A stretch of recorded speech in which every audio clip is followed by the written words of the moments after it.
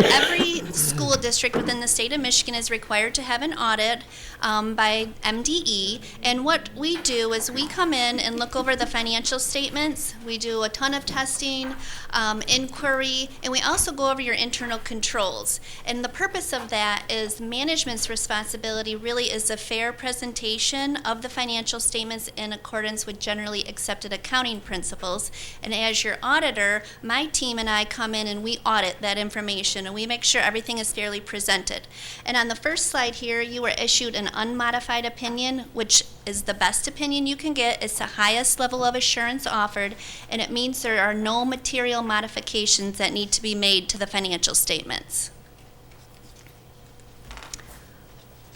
On the next slide is the balance sheet of the governmental funds, and you can see we have the 3 funds listed with a total column, but your first fund is your general fund, and that's your operating fund. And a couple things I'll point out here. You have due from other governmental units of about $1.7 million, and what that is that's your July and August state aid payment that you don't have as of June 30th, which is the cutoff for your audit, but you have received them after year end. And then moving on down the page, we have liabilities, your state aid anticipation note payable of about $2.2 million. We have accrued expenditures, which is the accrued payroll at the end of the year, of $1.2 million, which give us a fund balance, total fund balance deficit of $2.1 million.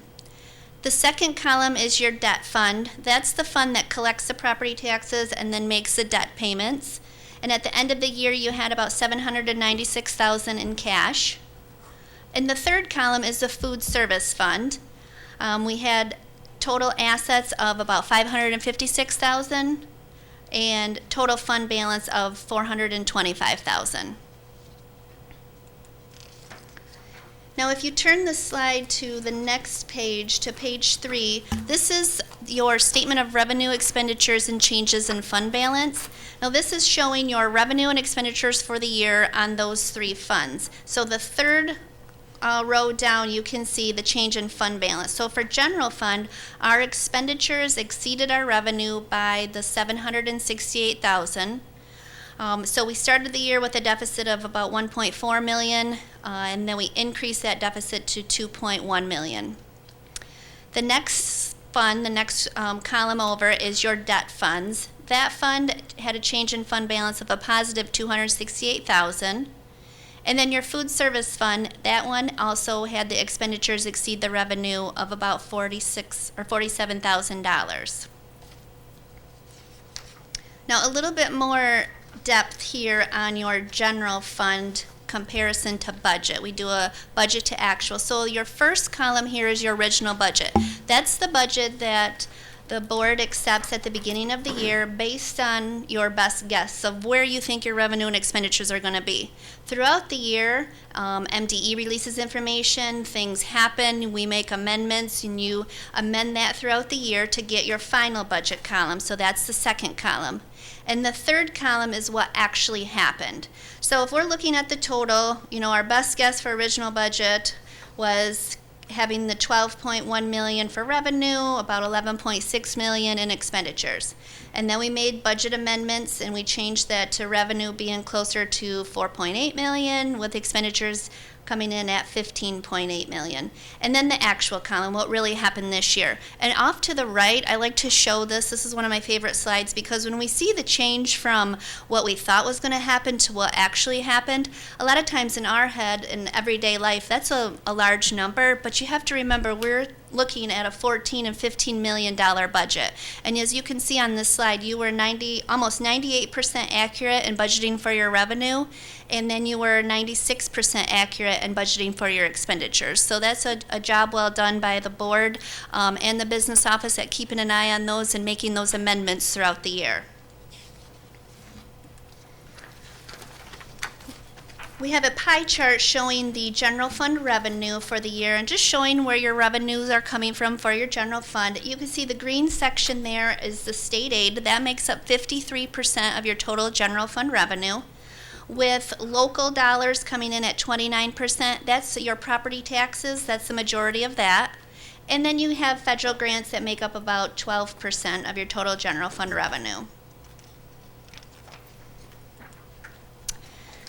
Now the next page here is same type of graph, but now we're switching gears and looking at the general fund expenditures. So salaries and benefits at every school district make up the majority of the expenditures. This slide is showing 61%, but one thing to keep in mind is that you do have contracted employees for your paraprofessionals and your subs, which are really charged to the red section there, your purchase services, and that's just following MDE's requirements on where those need to be coded in the financials. And so if I pull that out, because that really does make up the staff that you have here, the total employee benefits and salaries is about 72% of your total general fund expenditures.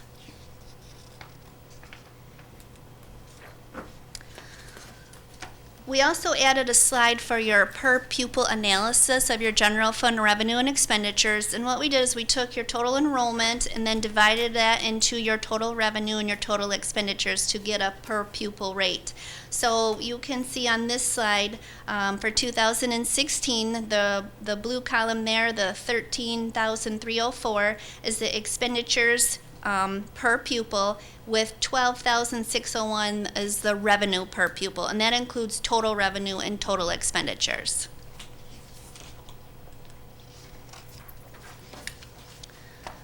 Slide 8 is really a 10-year enrollment trend analysis, and to be honest, out of the districts that I do, I think there's 8 or 9 of them.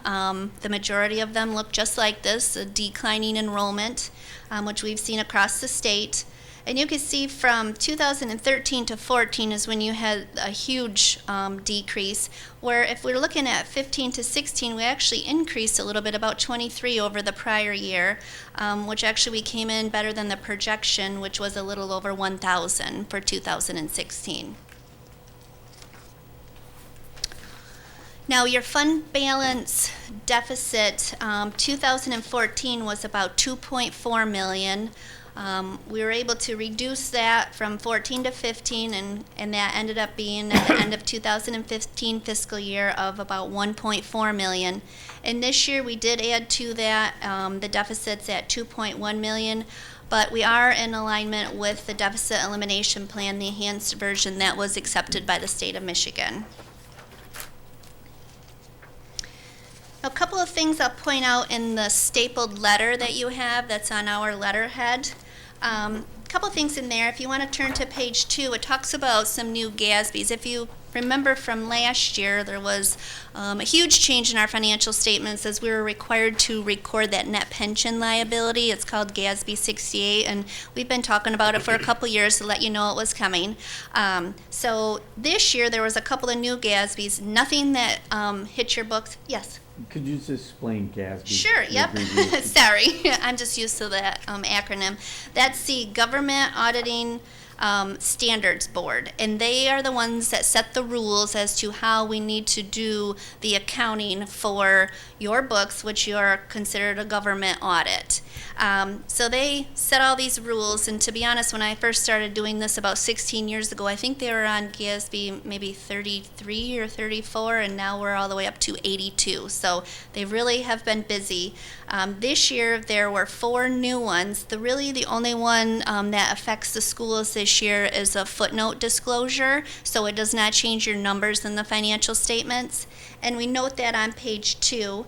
About halfway down the page, we do explain that there are 2 estimates in your financial statements, one being the capital asset useful life. So when we purchase a capital asset, we depreciate it over its useful life. That's an estimate of how long that asset is going to be in use, as well as the net pension liability, because that liability is based on a lot of assumptions, and we do get that information from ORS and MDE. At the bottom of page 2, we do talk about that there are now some new GASBs coming up for you to look forward to in the next coming years. Next year will be GASB 77, and that's explained on page 3. Again, this is just going to be a footnote disclosure for your tax abatements, and that information you'll be getting from your local municipalities that you get the property tax dollars from. And then right above that is GASB 75. So this one you'll hear me talk about again next year.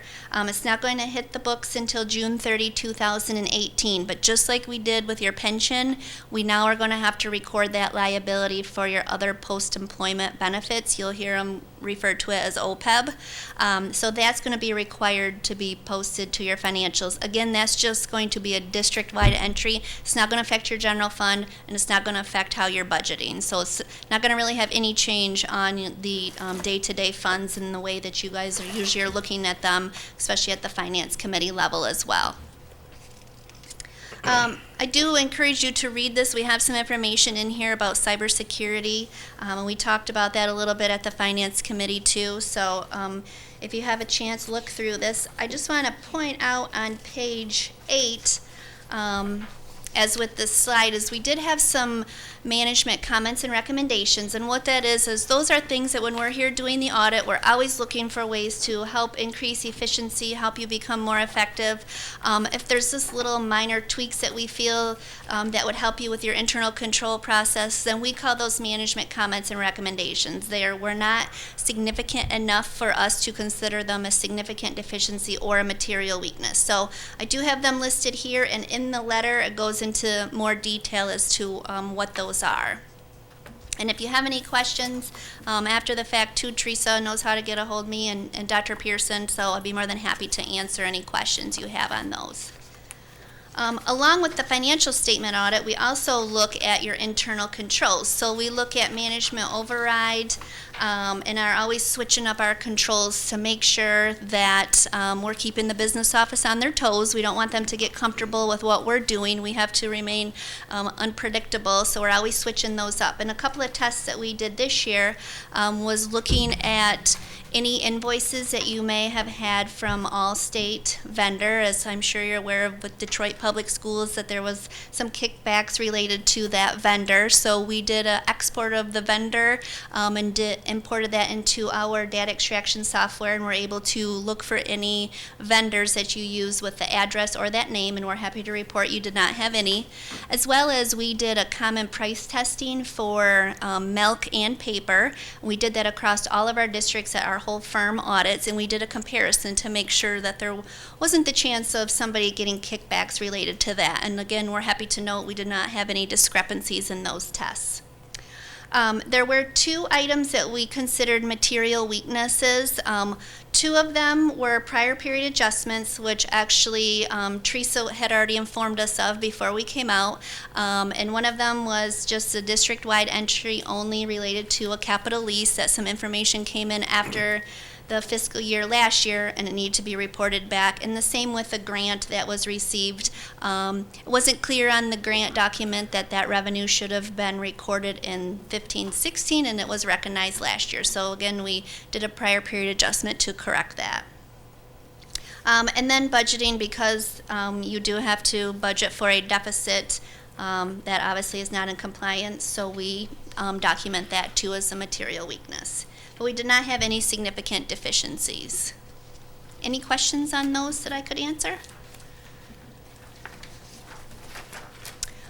In addition to the financial statement audit and testing the internal controls, because the district does receive and spend more than $750,000 in federal grants, we're also required to do a compliance audit, or we call a single audit, which is the bound copy that you have in front of you. And this year we tested 2 major programs, your nutrition cluster and Title I. So we have to follow the federal compliance guidelines when we're doing that, and it's very yes or no answers on those. There's not really any middle ground, a gray area, if you will.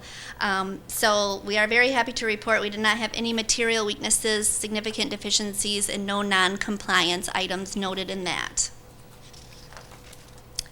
And the last slide I have really is just some future challenges to keep in mind. The state economic and political condition. We know that fringe benefit costs are rising, as well as the retirement rate.